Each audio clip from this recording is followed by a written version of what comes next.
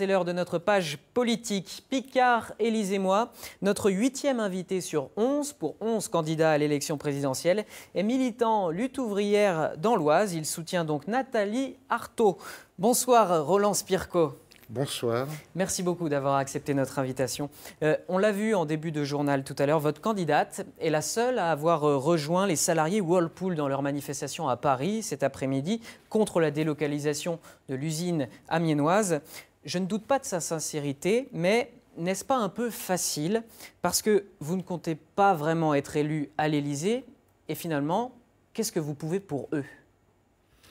Eh bien, Nathalie Arthaud, en se présentant, offre sans doute beaucoup plus de perspectives que n'importe quel du carteron des prétendants à l'Élysée qui se retrouveront l'un d'eux en place le 8 mai. Parce que des promesses, ceux-ci en ont fait à chaque fois. Des programmes, ils en ont toujours eu. Je parle de tous les candidats aux élections présidentielles. Et ils ont terminé, sitôt élus, à la poubelle.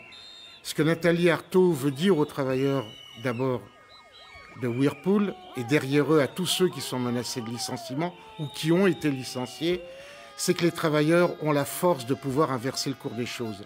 Certes, pour les travailleurs de Whirlpool qui sont face à un trust qui fait des milliers et des milliers de salariés, qui fait des milliards de profits, qui a fait 800 millions de profits cette année, le rapport de force est défavorable.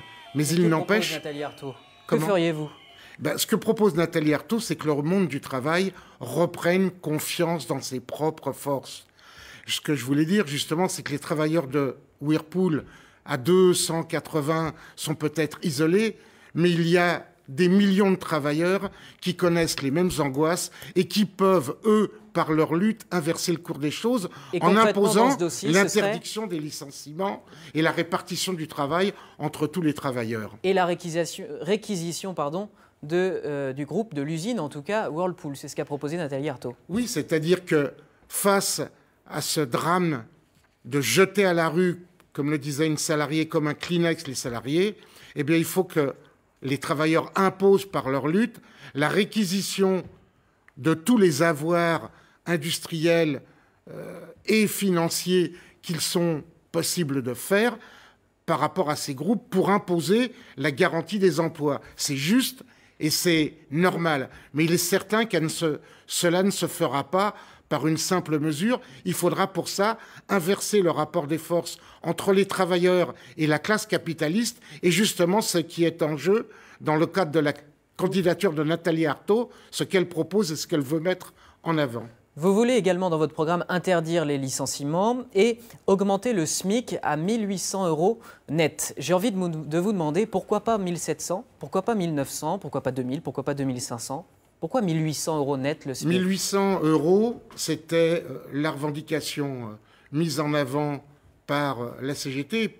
Mais là, on veut parler de 1 800 € net parce qu'il s'agit de faire un calcul, de pouvoir savoir avec quoi on peut vivre aujourd'hui en payant sa nourriture, ses impôts, l'éducation de ses enfants. Et 1800, c'est la moindre des choses. Et pour imposer cela, ça veut dire que c'est normal et nécessaire. Eh bien, il faut prendre sur les fortunes des grands capitalistes. Ces fortunes, on va dire 2 mots là-dessus, sont indécentes. Il vous reste 10 secondes, monsieur, pardon. Ces fortunes sont indécentes et rien qu'une famille comme la famille Wertheimer, qui possède 3 usines Chanel dans l'Oise, pourrait aujourd'hui alimenter tous les besoins des salariés, alors que ceux-ci n'ont eu que 0,8%. Vous leur prenez l'argent pour payer un SMIC à 1 800 € net à tout le monde, c'est votre proposition? Bien entendu. Pardon.